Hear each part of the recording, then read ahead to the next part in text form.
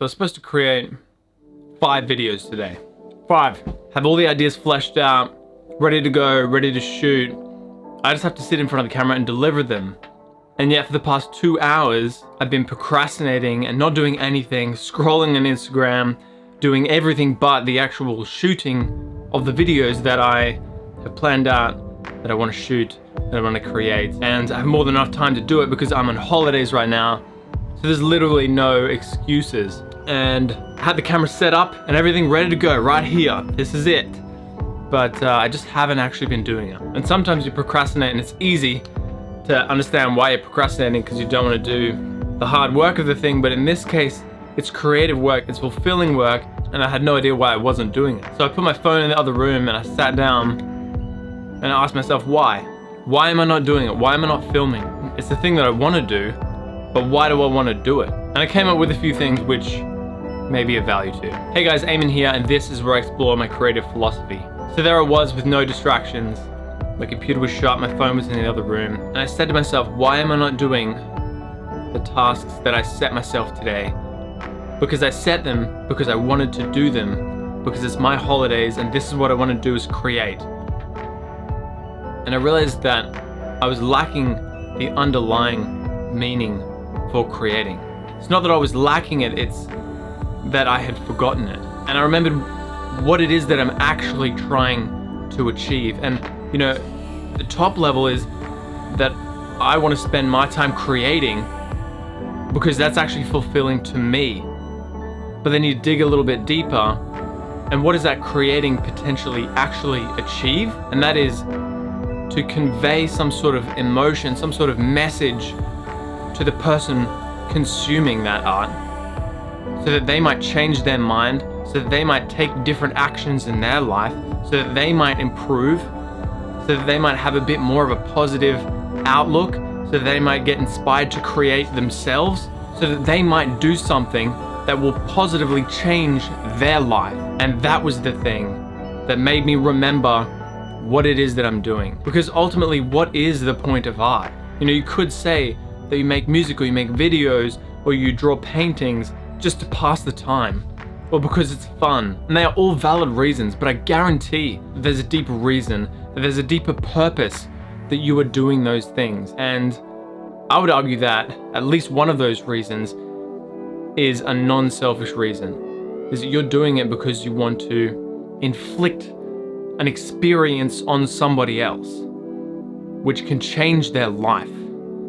Maybe for the worse, but also maybe for the better, or maybe for the worse in the short term, but ultimately for better in the long term. Because some things that kind of stop me from doing things sometimes is that the world is just not in the best shape. And if I'm trying to do something and I immediately remember that fact, it's like, oh, but the world's screwed, why would I do anything? And that's exactly why you have to do the thing that you don't want to do, or that you are demotivated to do because of that reason. Because the piece of art that you make today, the actions that you make today might influence someone to do something which changes not only their life, but the lives of millions or billions of others tomorrow. We just don't know the potential ripple effect of some of the actions that we take. And this has come back to me many times before when people send me a direct message or comment on one of my YouTube videos, a really in-depth comment or question about something that I've done has changed their life.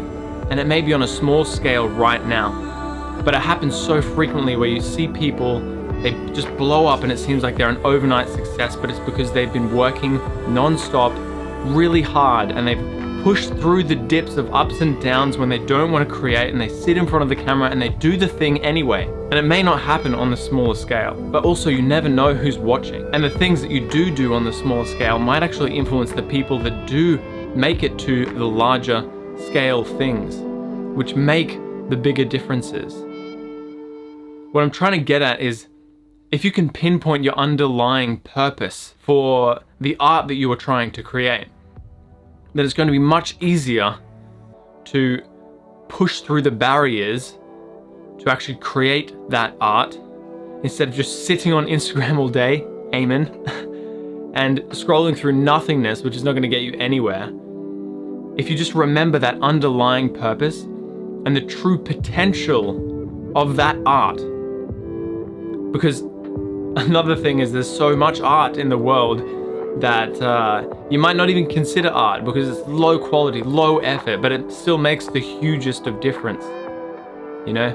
And sometimes it stops me from creating because I'm like, oh, it has to be this particular quality and this particular length and this particular B-roll and these particular things. But then sometimes I have low effort and I have things just off the whim, kind of like this, and it actually does the best.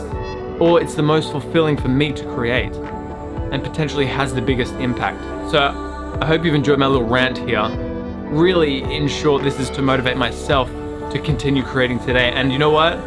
I think it's worked, okay? So I'm gonna jump in and shoot some of the other videos that I have planned to shoot today. And hopefully those videos motivate me to create more videos, which motivate other people to create more art, which motivate them to improve their lives, which potentially motivate other people to improve their lives. You just never know the effect of the things that you are doing, of the content that you are putting out into the world.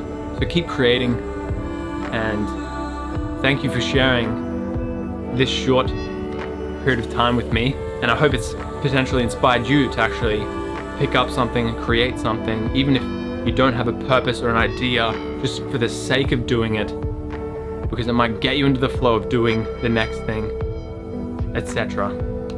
So thank you for sharing this time with me. My name's Eamon, and this is where I explore my creative philosophy, and I'll see you in the next video.